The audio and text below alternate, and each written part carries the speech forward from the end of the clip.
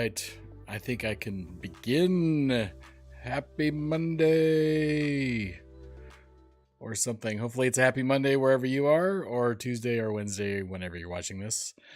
Good afternoon and good morning, depending on where you are. I know there's at least one good morning, there's a one good afternoon, and there's a one almost good evening in chat here. But let's start. Loanne is here. Happy Monday, Lo.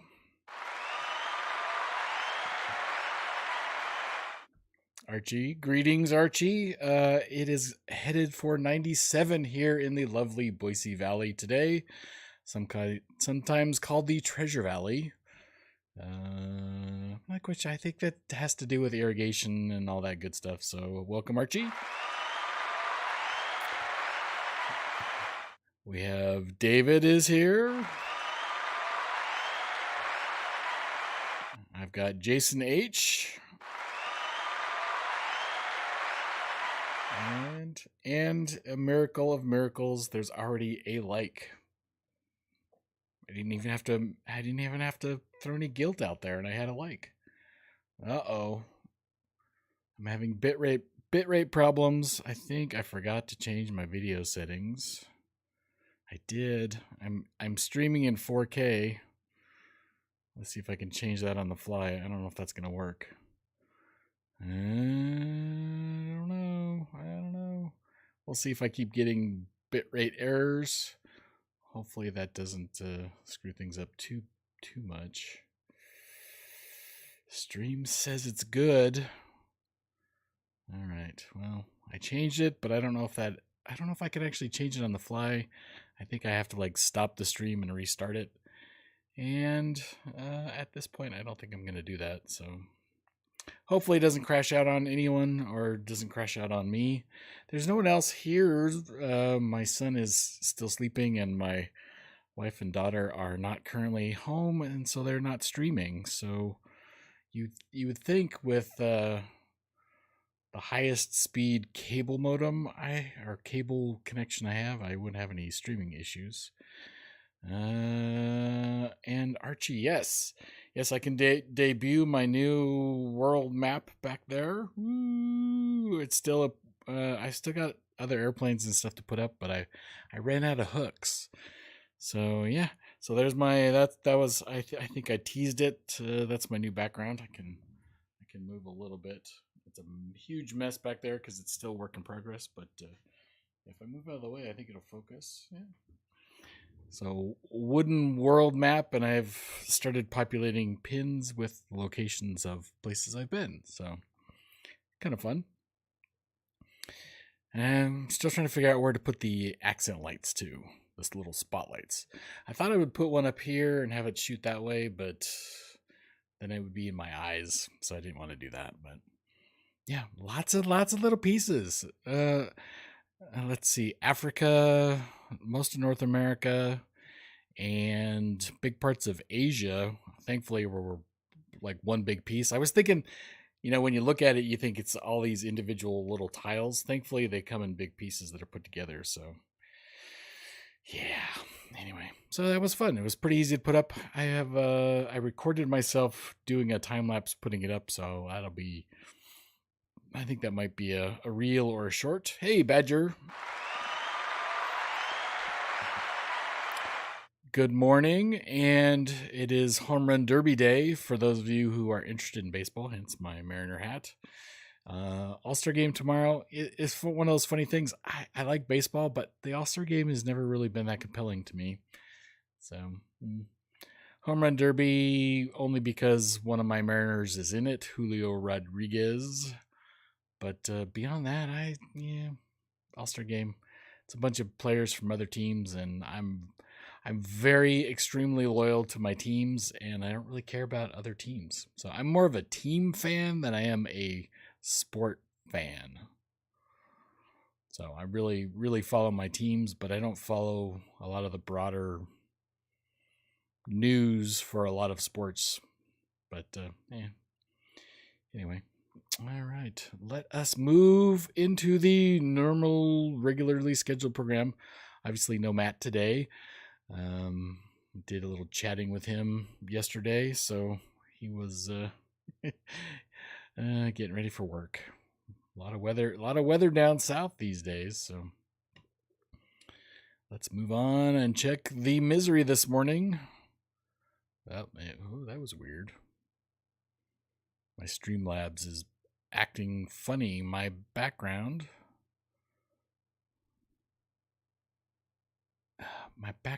got all resized. Let's see if this works on the fly. Ooh, it's magical in the background. Streamlabs did do an update. Yeah, I don't. Oh, yep, there it is, going live. Anyway, so hopefully this stream is the quality of the stream okay, because I keep getting warnings. If someone would put that in chat, I don't really want to stop and then restart, but if it's causing issues for you, the viewer, I would probably do that. But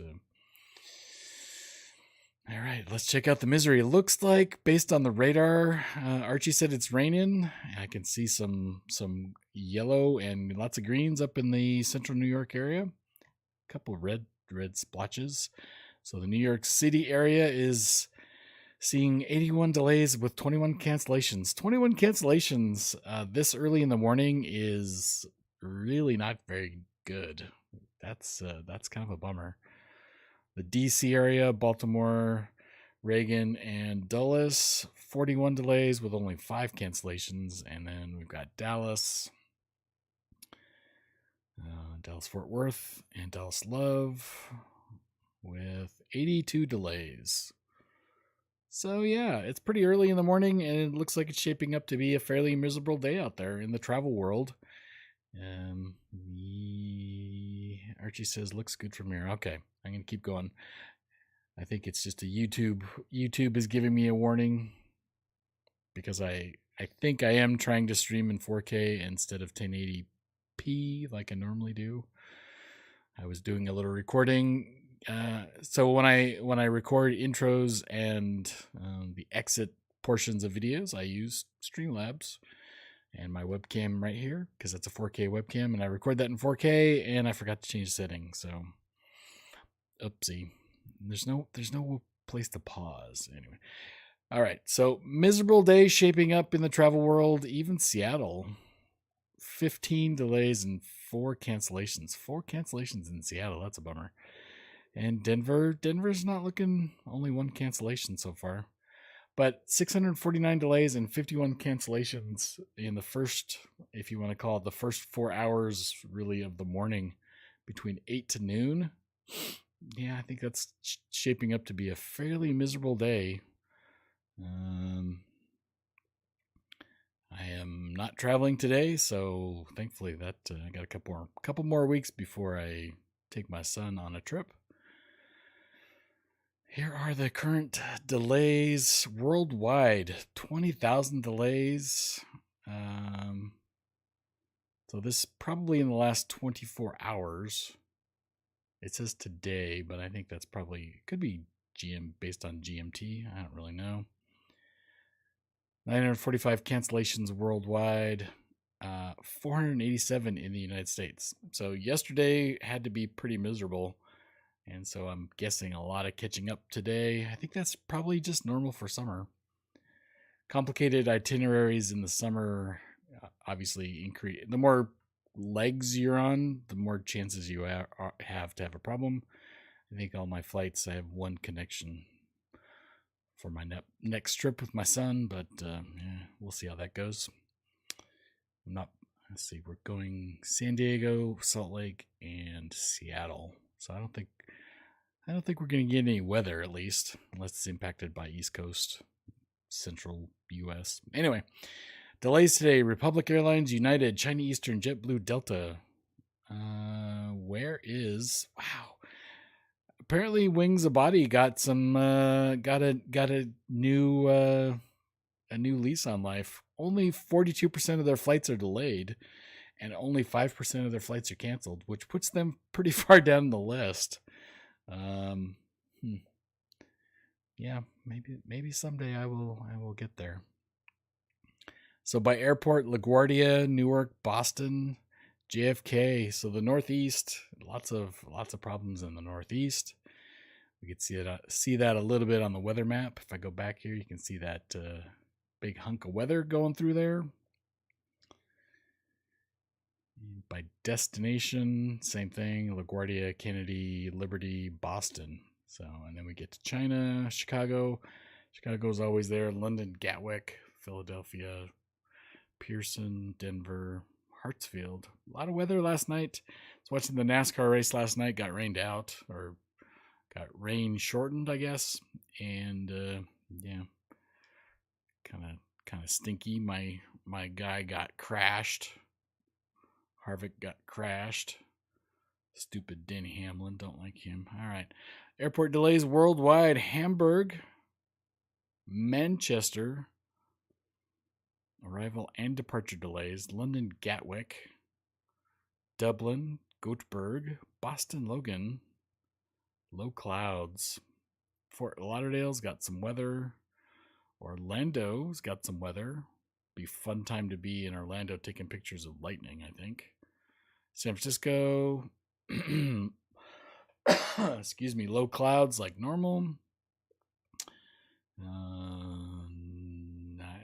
It really is nice. It's nice for me, the viewer, the reader, when they actually say what's going on. Yeah, look at that map. That's a lot of weather. I'm surprised these Canadian airports have not been delayed. Yeah, going over Europe. A little bit of weather headed through Europe. People getting their umbrellas out. Yeah. It's going to refresh on me here in a sec, but we'll go over to Asia. So Shanghai, red.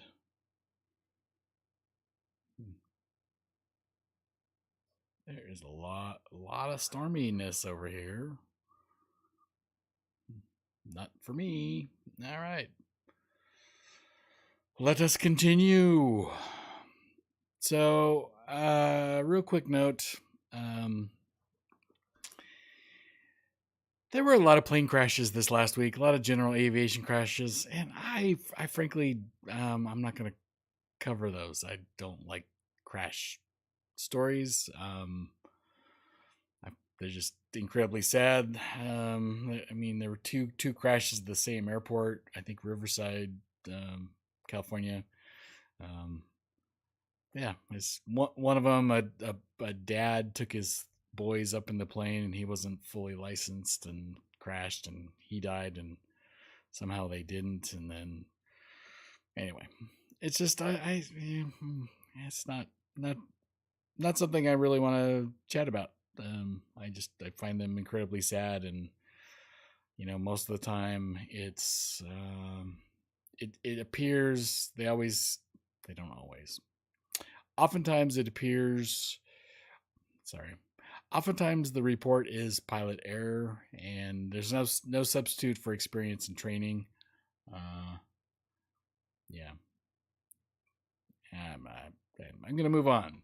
So I got this in my inbox. What's next in aviation? So this is I believe, based on the headline, a future-looking article. Like I normally do, I haven't read it, so let's go and read it together. I would zoom in so you don't have to see these lovely shirts over here, but when I zoom in, the way Forbes does it, the ad got bigger and not necessarily the text. It squeezed the text and the ad got bigger. So we got that going for us. Barely a month goes by without another breathless dispatch from the aviation revolution. In January, a company named Zero Avius said its 19-seater jet had completed a flight using green hydrogen. Green hydrogen? Okay. I'm an engineer, and hydrogen... Oh, this is such a joke. Green hydrogen, a fuel that emits no carbon and is made with clean energy. 6 weeks later, so do you know how hydrogen is made? Typically, you stick 2 electrodes in some water, and you energize the electrodes, and it breaks the water, which is hydrogen and oxygen, into its component parts. And and you get the hydrogen off of that.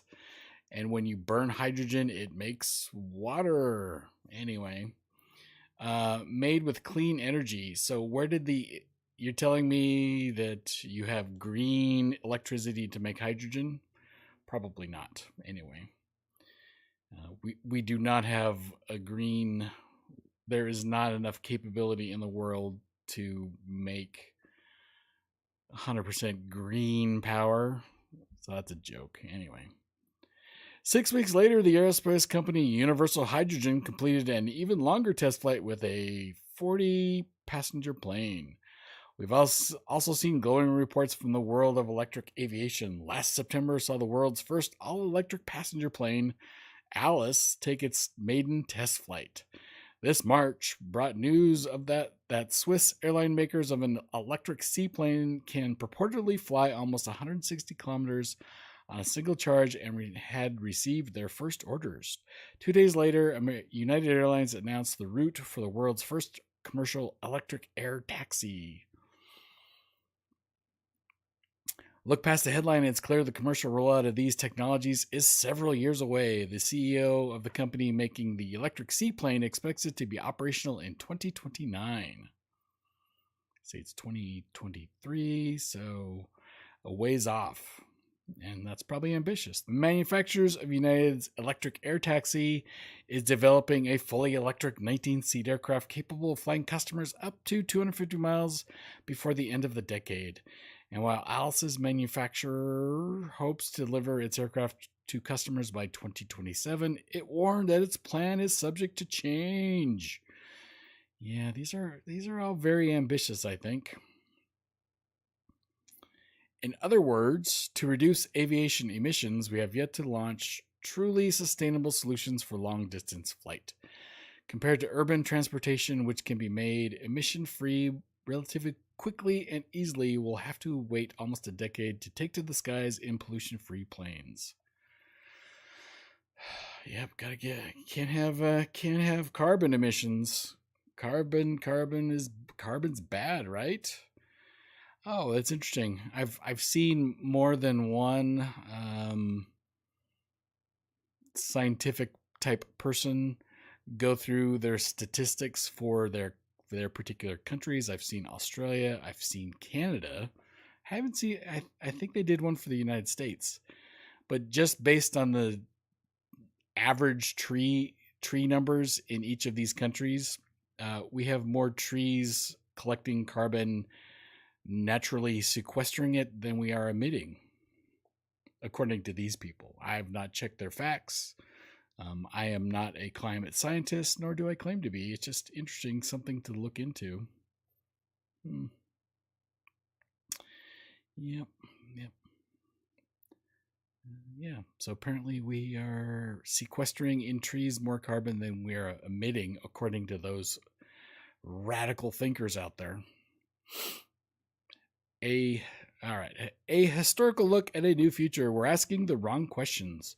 We shouldn't be looking at planes considering how to switch from aviation fuel to electrofuels or batteries.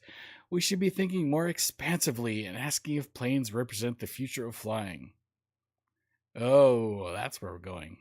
Doing so involves taking the long view and returning to bygone eras to rediscover long-forgotten technology that may be better suited to today's cities and communities. Wow. The history books are packed with inventions that weren't necessarily discarded for objective reasons, but because the context wasn't right or the political optics weren't ideal. Assuming the context has changed, these inventions may be ripe for review. Interesting. I'm going to keep reading, and I'm going to abstain from commenting until I complete this. For example, almost a century after the Hindenburg disaster, lightweight blimps and airships running on helium are making a comeback. Gee, can you make helium? Why is that interesting? Because airships represent the only form of air transport ready to go carbon neutral instantly.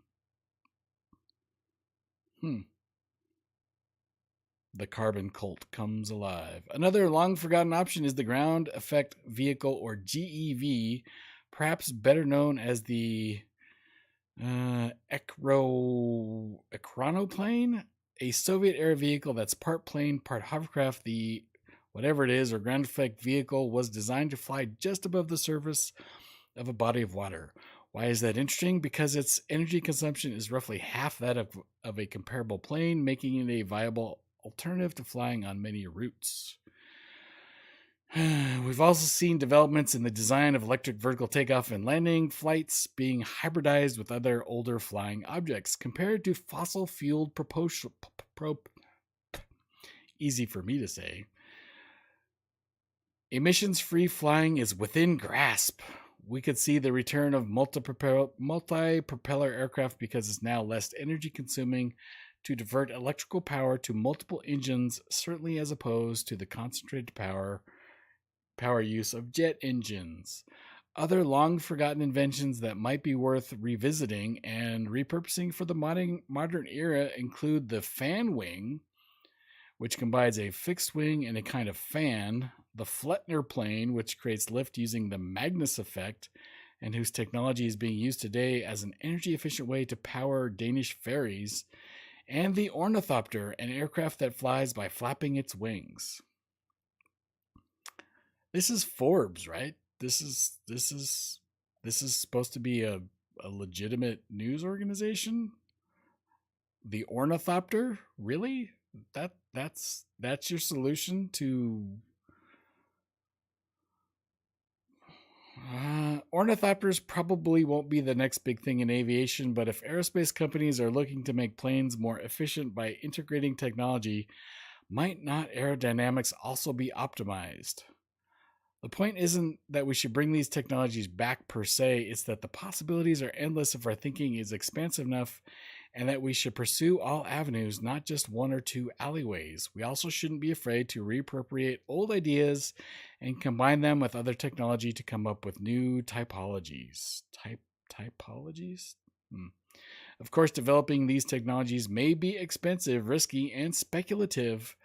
More fundamentally, we lacked universal metrics that allow us to compare technologies, excuse me, meaning it's harder to point at one solution and say it's the most economically efficient and effective way to help green the planet. I thought that's what trees were for. Weird. That in turn makes it harder to get the backing of governments and other investors.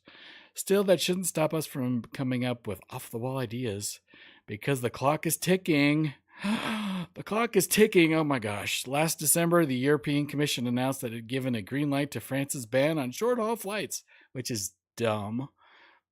Sorry. The new law will abolish flights between cities linked by a train journey of less than 2.5 hours. Other European countries will be watching the impact of France's law closely, and who'd bet against the EU or the US following suit in time, much as they've done with their various antitrust battles against big tech. So, as odd as whatever they are, reviving a bestiary of unusual flying machines may be required to break up the silos and challenge the status quo. Then at last we might witness the revolution in air travel we read about so often. Jens Martin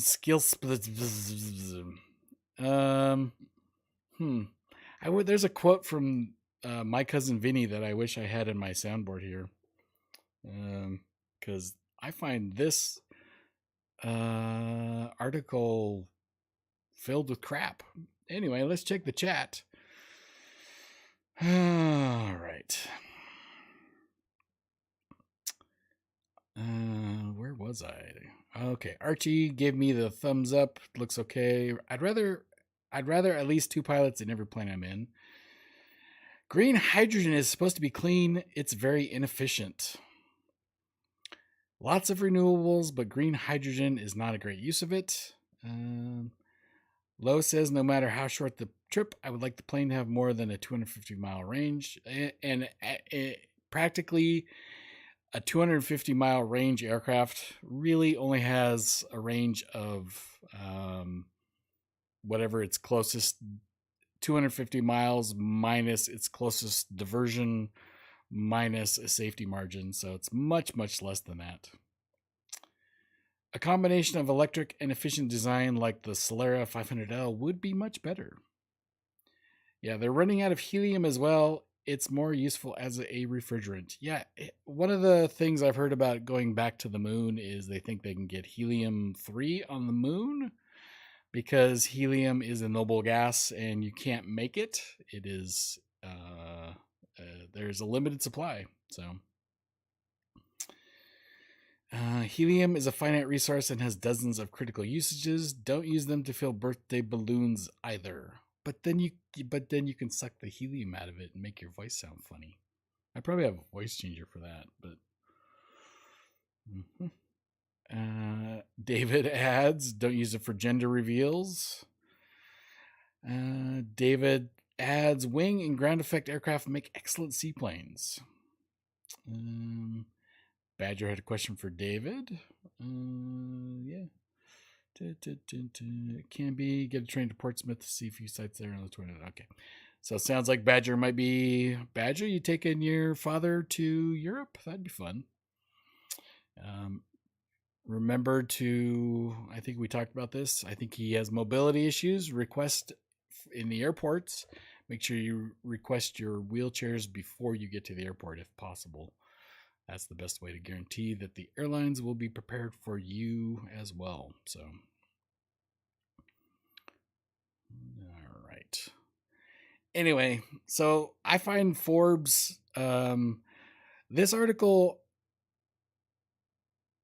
makes sense if you buy into the idea, the reality that climate change is being caused by carbon emissions.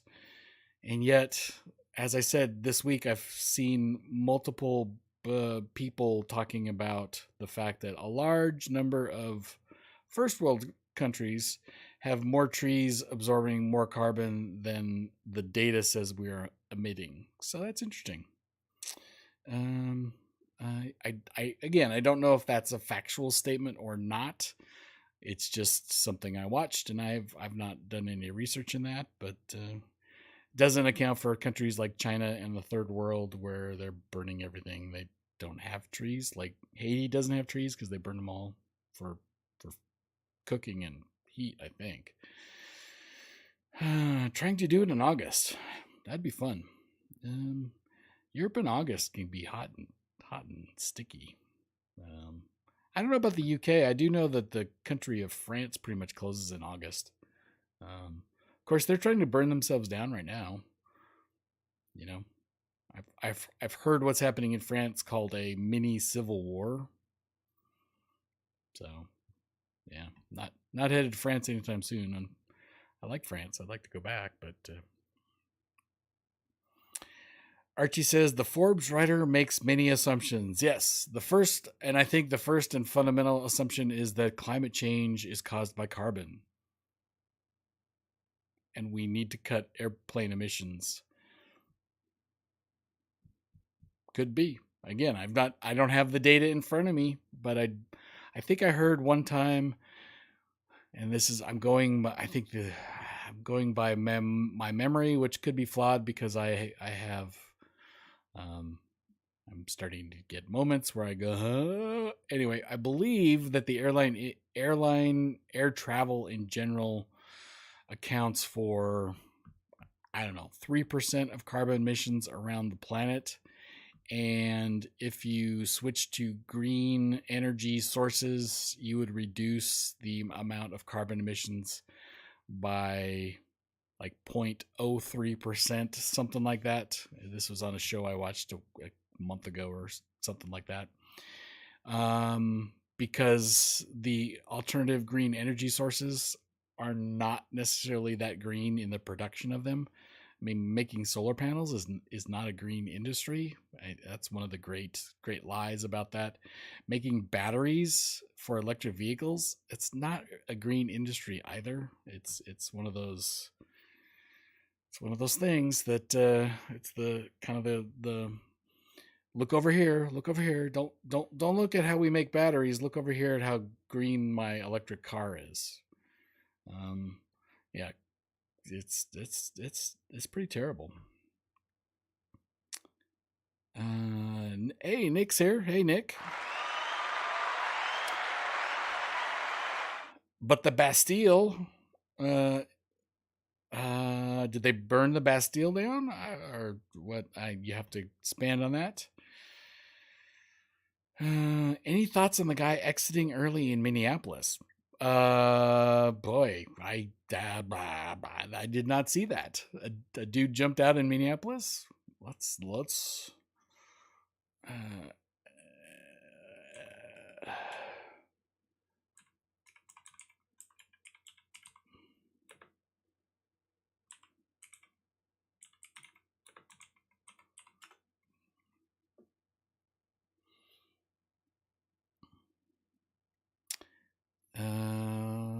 with a near miss. Passenger jumps out of Sun Country 2 hours ago. Got to get off that Sun Country flight. According to Sun Country Airlines, airport police were already waiting for the passenger, a 44-year-old man from New Brighton, when the plane arrived from Orlando. So he must. Well, we're gonna jump over to this. This is interesting. Passenger on the Sun Country Airlines flight jumped out of the plane, because this is more fun, isn't it? Jumped out of the plane's emergency exit door after arriving at Minneapolis St. Paul Sunday night. According to a statement from Sun Country, the flight from Orlando had arrived at the gate when a passenger in the exit row opened the emergency door and left the plane. I'm out of here. You can't arrest me. A Minneapolis St. Paul Arab Commission representative said the passenger, a 44-year-old man from New Brighton, Minnesota, jumped onto the airfield as passengers were deboarding. Minneapolis police were waiting for the passenger when the plane arrived. According to Mac, officers were there to arrest the man for violating a restraining order. Oh, he's naughty. He also has outstanding warrants out of Wright County. Wow. At least they arrived in Minneapolis and weren't diverted somewhere else. Yeah. Sounds like a bad dude. Violating must have been a restraining order in Florida, is my guess. So he'll probably be headed back to Florida.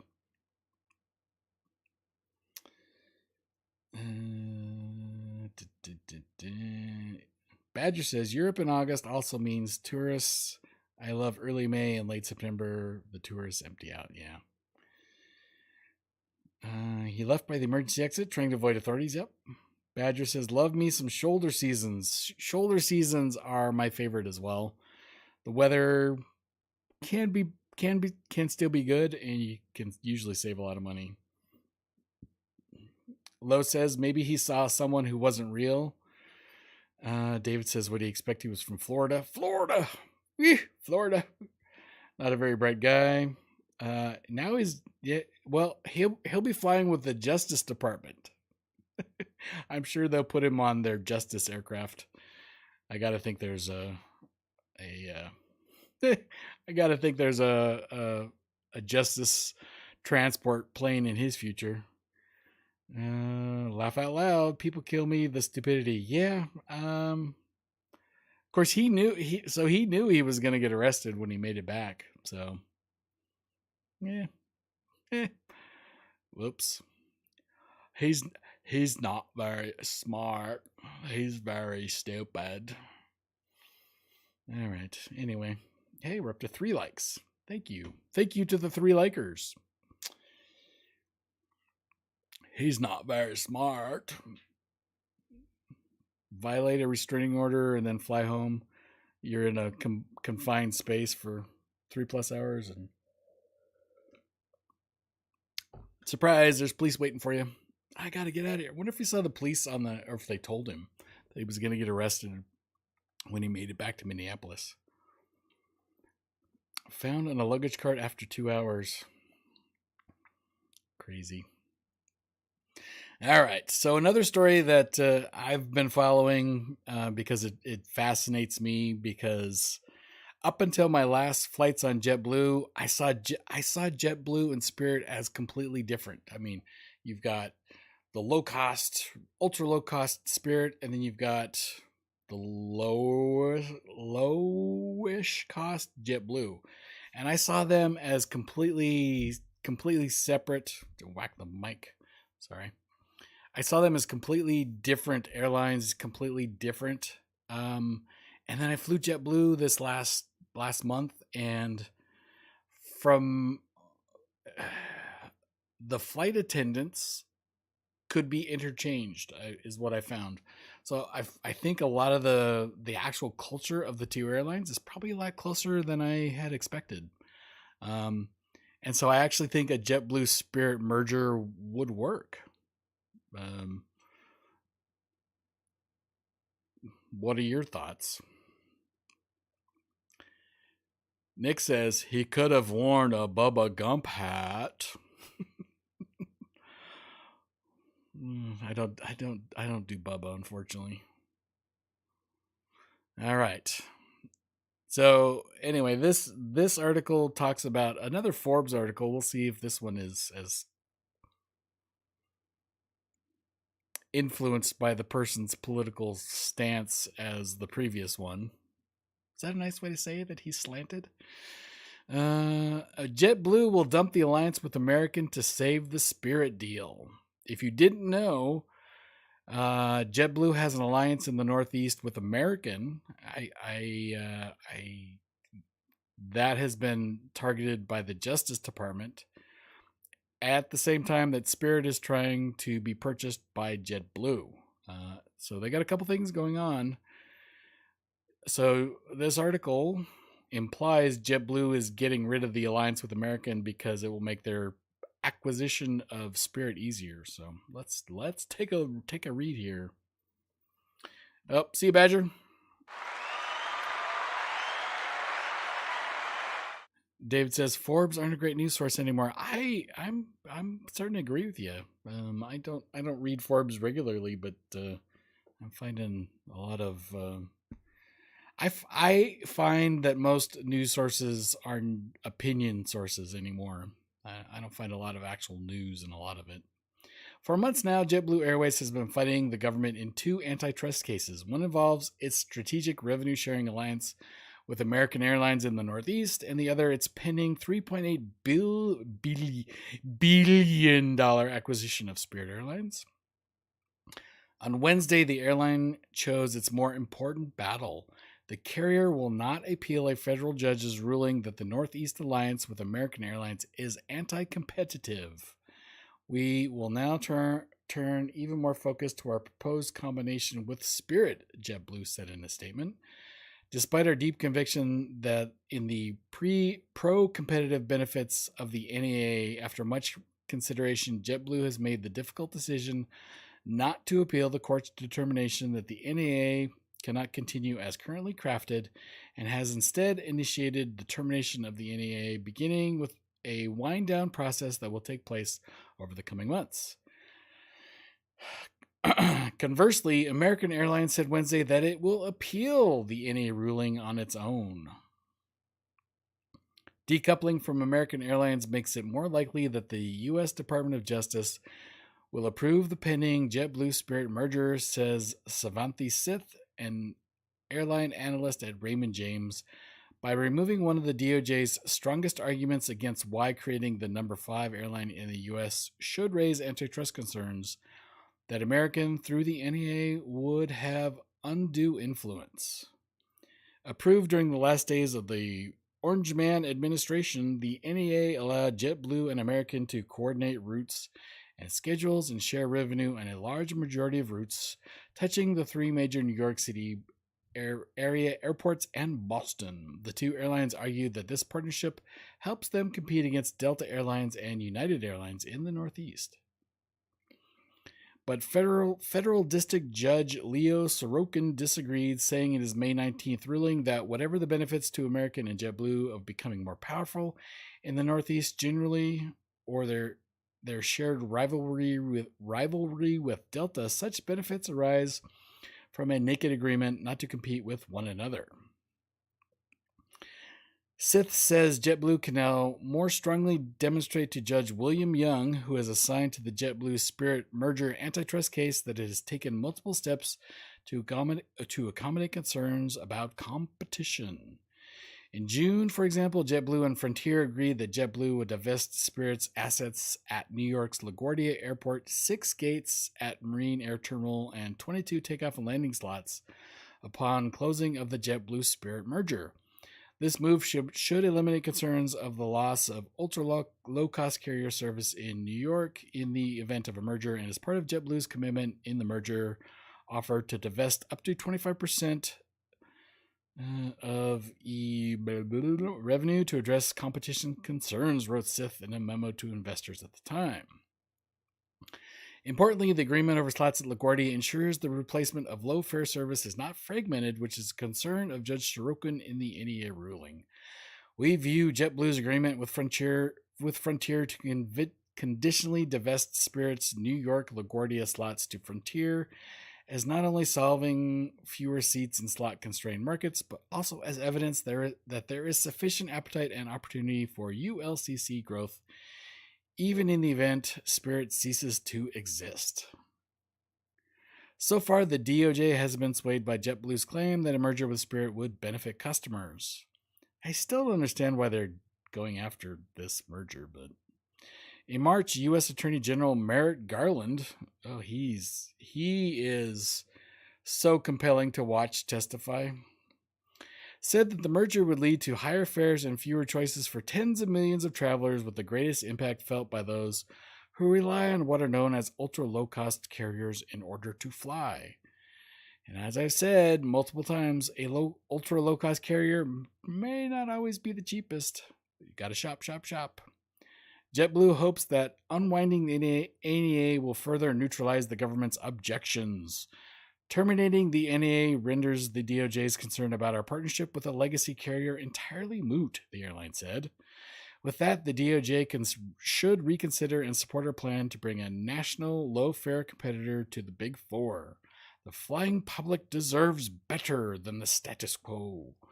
The DOJ itself has acknowledged the benefits of JetBlue's disruptive impact on the industry, and we are open to working with the DOJ to address any remaining concerns they have. Oh, isn't that nice? Isn't that nice? Archie says we do not need a larger Spirit culture. Yeah. I've mentioned it before. East, in my opinion, having flown both, the culture of Spirit on the East Coast is very different than the culture of Spirit on the West Coast. So, David says being out of the American deal might make the JetBlue Spirit deal more acceptable. Well, we'll see. We shall see. I don't understand why the Justice Department is wasting its time on this, but I think this whole deal is a big nothing burger. I don't know. This would be a good one for Badger, because he's talking about going to Europe, but he had to go.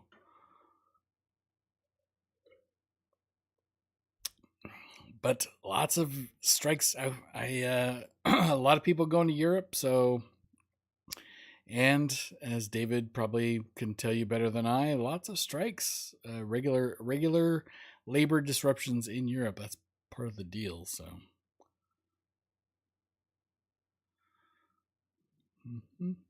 European airports are in the midst of another busy summer as passenger numbers globally recover to pre-pandemic levels, while airline and airport staff continue to negotiate on wages. The travel industry is on high alert for disruption after Europe's peak season last year was hit by cancellations causing chaos, I say, at airports. This summer, air traffic control issues are likely to be the weak spot, according to warnings from Eurocontrol, which manages European airspace. So here's a breakdown, it looks like. Ryanair pilots in Belgium will strike on the 15th and 16th of July in demand of higher wages and better working conditions, their union said on July 7th. The strike could affect around 140 flights from Charleroi, but is from that airport. But it is yet unclear how many pilots will join and how many flights will need to be canceled. All right, so there's Belgium for you. Britain, so EasyJet, so two low-cost carriers, has axed 2% of its summer flight schedule, affecting holiday plans of 180,000 customers. That's a lot. 2%, 180. That's a lot. The British Airlines said on July 10th it had plenty of crew and pilots, but worries over air traffic control challenges across Europe meant it had canceled 1,700 flights, mostly from London's Gatwick Airport, for the rest of July and August. Heathrow Airport security workers on June 23rd called off 31 days of strikes planned at Britain's busiest hub. Over 2,000 staff accepted an improved pay offer for a rise between 15.5 and 17.5%. That's a good percentage. I don't know if it represents much money. At Birmingham Airport, around 100 security officers and terminal technicians will begin continuous strike action from July 18th. The strikes will severely impact the airline's security terminal and terminal maintenance, leading to flight delays, the Unite union said. Unite has also said that workers who aid passengers with mobility challenges at Glasgow Airport would take two 24-hour strikes on July 6th and July 11th. Yeah. Moving on to France. Boy, this is just... Air traffic control strikes in France have led to delays and limited flights across the country, causing more airspace congestion in Europe. Ooh, more carbon. More of that damn carbon. Most recently, French aviation regulator asked carriers to cancel a third of their flights from the Paris-Orly airport. On June 6th, due to a planned ATC strike, it also asked them to reduce flights by 20% at Lyon, Marseille, Nice, Toulouse, Bordeaux, and Nantes, and urged passengers to postpone trips if possible. On June 6th, Ryanair said it had canceled 400 flights due to the 36-hour strike, most of them overflights not going to France. But if you don't have controllers, you have to control that airspace. Italy's air traffic company ENAV told Reuters that there would be no strikes in the Italian air transport sector between July 27th and September 5th due to a summer exemption provided for in the industry regulations. Interesting. Portugal, EasyJet's cabin crew in Portugal will go on strike between July 21st and July 25th after 90% of workers represented by the union rejected the airline's proposal. Spain, pilots at Iberia Regional, who had been striking every Monday and Friday since February 27th, went on a daily indefinite strike from June 6th amid a paid dispute. As of July 4th, Iberia said on its website that flights could be affected and offered flexible fares for some passengers traveling until July 6th on routes operated by Air Nostrum. Air Europa pilots in Spain also went on two-week strike on June 19th. Spain has said it expects to receive more tourists in the summer of 2023 than before the pandemic. Swedish Transport Workers Union withdrew their strike and after reaching a new surveillance and security agreement. So that's good. So there's some deals out there. Geneva Airport reached a deal with public service staff on June 30th to end a strike over pay after it saw its air traffic halted for around 4 hours on the same morning.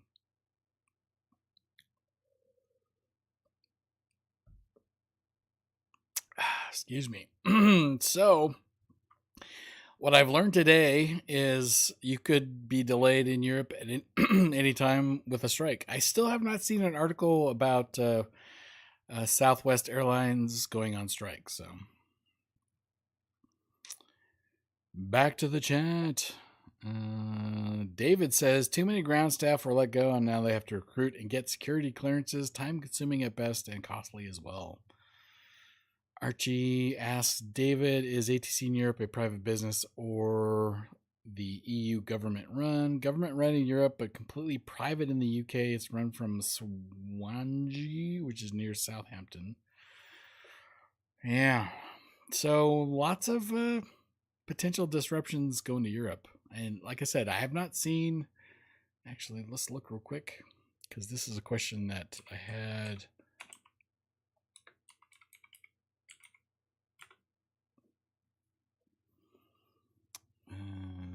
So that's been a while ago.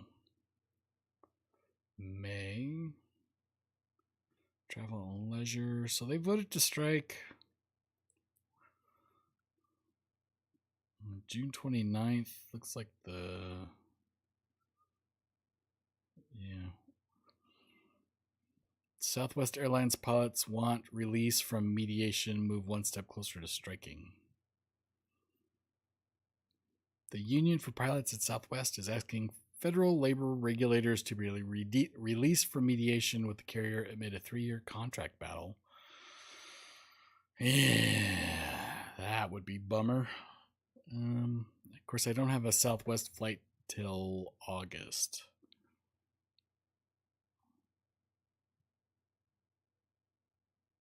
Southwest is the only major airline that has not yet come to some kind of tentative agreement with union pilots, as a shortage of aviators is pushing up pay across the industry. Yeah. All right. So Delta got 34% pay raises in March, which Archie pointed out, I think, a while back, that actually didn't work out to a lot of money. Sounds good, but pilots at Chicago did reach a tentative deal last summer. Yeah. So there could be. So nothing imminent necessarily. No dates. So yeah. So my next flight is on Delta, and they're not going to strike. So I will be making it to my destination. David says the French ATC strike most summers. It makes flights from the UK to Spain longer as they all flow out in the Atlantic instead. Archie says they are locked into mediation and can't strike. That's what I would infer from this article. So if they cannot reach an agreement in mediation, then I think they could appeal to a judge, and and I'm sure they have judge shopped, and so they know who to appeal to, and they can be released, I'm sure. That is my guess. So stay tuned on the potential Southwest strike. And as I like to do, my last article of the day is maybe a palate cleanser, maybe just weird news of the day. Maine woman punches bear that chased her dog and ends up with stitches. Punch a bear. Save your dog. I can understand that. I love this kind of news, though. A Maine woman was bitten by a bear in her backyard while defending her pet dog, necessitating a trip to the hospital for stitches, officials said Friday. Lynn Kelly, 64, was tending her garden in Porter when her dog took off into the woods, barking at something on Friday. In short order, the dog was racing back to the yard with a black bear in hot pursuit. That dog looks tasty. Kelly stood and made herself appear large, which is recommended in black bear encounters, but instead of slowly retreating, she proceeded to confront the bear, which is not recommended. Really? You're not supposed to go punch a bear? The bear briefly latched onto Kelly's wrist after she punched the animal on the nose, and she received stitches for the wound at Memorial Hospital in North Conway, New Hampshire, he said. It's rare for someone to be bitten by a bear in Maine, even though the state has one of the largest black bear populations in the eastern seaboard, Latty said. Encounters with bears can be reduced by removing or securing bird feeders, garbage, pet food, and other things that attract bears' attention.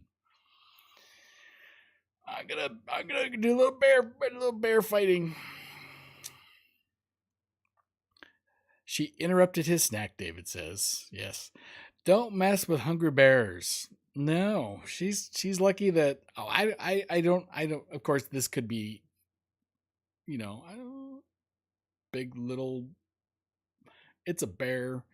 I don't know that bears are um good thing it wasn't a grizzly bear, because then she and her dog would be dead, more than likely. This story would be about her being mauled by the bear.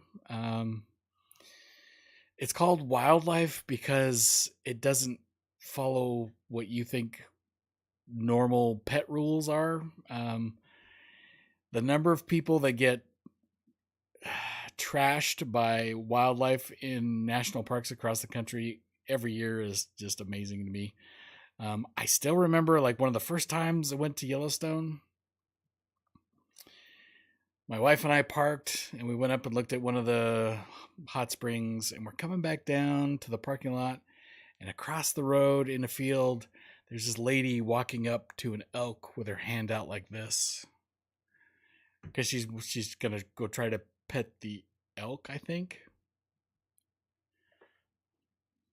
I'm pretty sure that her license plate was from a certain West Coast state that's very large.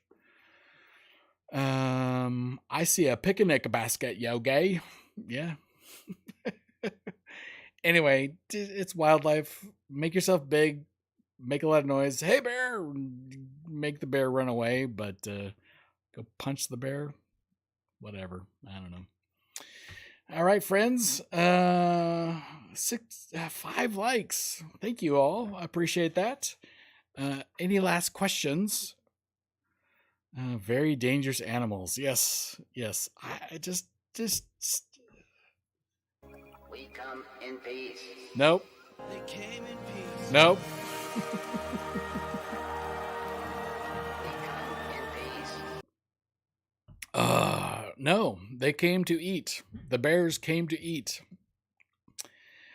Jason, Winnie the Pooh wanted lunch. Yeah. I find the whole thing hilarious. So punch a bear.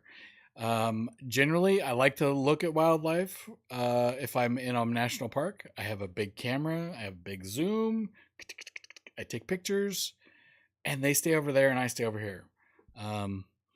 Especially with the buffalo, the bison, you don't want to get them riled up. They're really, really chill until you get them riled up, and then they tip over cars and stuff. So. All right, friends, that is all I got today. I'm going to do some more of my school. I'm going to go finish. I'm working on rental car booking and stuff I got rental cars and cruise ships, and then I'm done with my OJT Sabre training. So we're getting close to taking the travel agent proficiency exam. So we're getting there. Seems wise.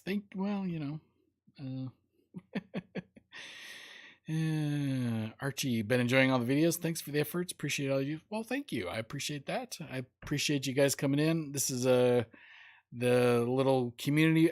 This is all kind of community building efforts. I like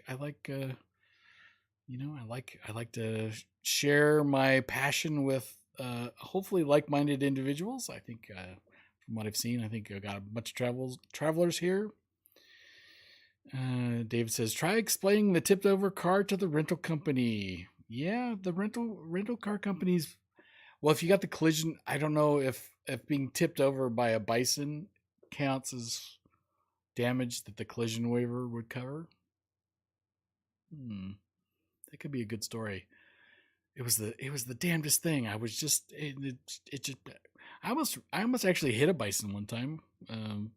First time we were going. I think one of the first times I stayed overnight in Yellowstone, we were driving back. We had a little cabin. I was driving back to the cabin, and it was like a little kind of residential area, and you could park your car in front of your cabin. And so I had my lights, I think just the parking lights, because I didn't want to shine my lights into other people's cabins. And I turned, and boom, there was a buffalo right, just kind of do. If you've not seen a buffalo up close, they generally just kind of mosey, and they look at you, and they just keep moseying, or they just stop. They're really not in a hurry to go anywhere. So I waited for him to finally mosey, and I continue to my parking spot by the cabin. So, Jason, thank you for the hour. Thank you for coming on, Jason. Appreciate it. Yeah, anyway, so again, this is all about community. I like the fact that you guys are asking each other questions in the chat. Trying to build a little travel community here. So I am all done. If you, as is been my habit, if you have any last questions, throw them into the chat. I will hang out here with the end picture, the end happening. I gotta fix this one too. I will hang out here for a minute or two if you have any last questions. Otherwise, ta-ta, and hopefully I'll see y'all Thursday evening. Have a great Monday, everyone.